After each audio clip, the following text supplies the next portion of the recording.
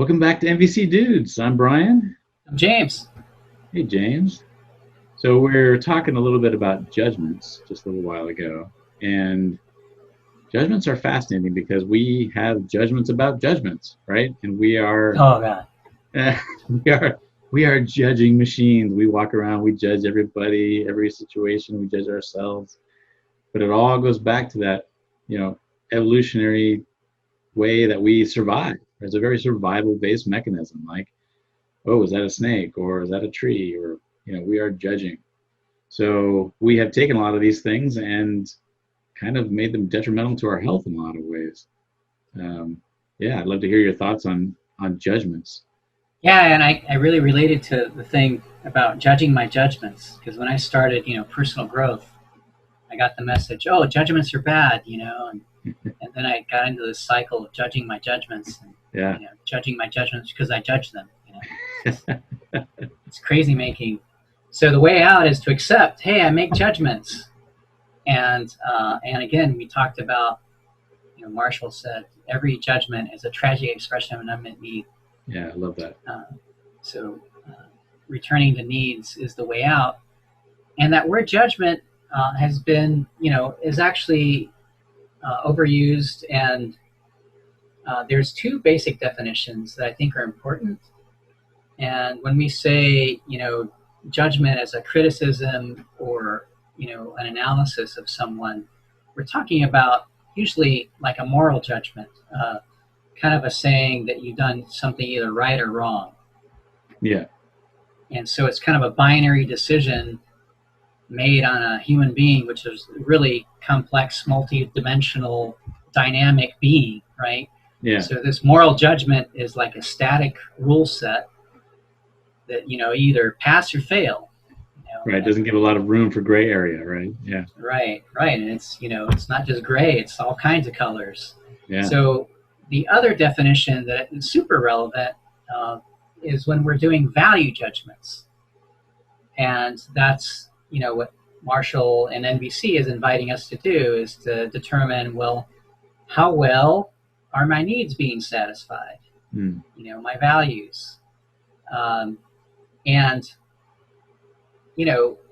we talked about needs having at least a 10-dimensional, where you had 7, but for me, it's 10-dimensional space of possibilities. I see at least 10 core needs, and there's, little clusters of other words that are associated with each one. Right. And that's a nice dimensionality of the human experience. So it's not just, a 0 or 1, which is what the moral judgment is doing, is we have this multi-dimensional space which allows us to more accurately describe the human experience and to say, hey, when you stepped on my foot, that didn't meet my needs for consideration and comfort, or whatever. It's not that you did anything wrong. It's just, hey, those are the needs that were up for me. I'm guessing, you were just in your flow as you were walking by and right. Maybe focused on something else. Yeah. Yeah. Well, that's key, I think, too, with those 10 basic, human values, or we're connecting on the base level. So there might be a lot of stuff going on up here that are situational, but if we're down here connecting on the base of these, these shared values, then I think it's easier for us to connect because I can relate to, your need for safety or things like that. Where if there's some harm I'm doing to you and I didn't realize I stepped on your foot, hey, my need for safety wasn't met, or consideration, again, a little up higher, but I can relate to that and go, oh yeah, I see that. So we've already found a place to connect. Yeah. And I just want to call out that some people kind of like being in the moral judgment space. And so their needs met by latching on to that paradigm. And, I used to go to a church that was really big on moral judgments, right. Not doing it right, or, you're not following this rule or that rule. And I think there's a sense of belonging that you get from that, and there's also maybe a sense of clarity that can be met by being in this moral judgment land. Yeah.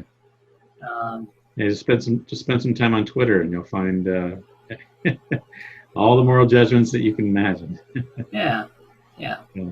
And the reason we care, or at least I care, is when I'm in this moral judgmental place, it makes it really difficult to connect. Right. And connection is really the motivation behind nonviolent communication. Right. That's why we're having this discussion here, to learn how to do it better. Yeah. So we're basically becoming aware of the judgments, not judging our judgments, right? We're accepting the fact that we make judgments. And then we're trying to discover what feelings come up with those judgments, and then the needs that are being met or not being met that relate to those feelings. That's kind of the whole way the thing works. That's it, right there. Boom. And you talked about feelings. We'll talk about those next time. All right. Stick around. Stick around.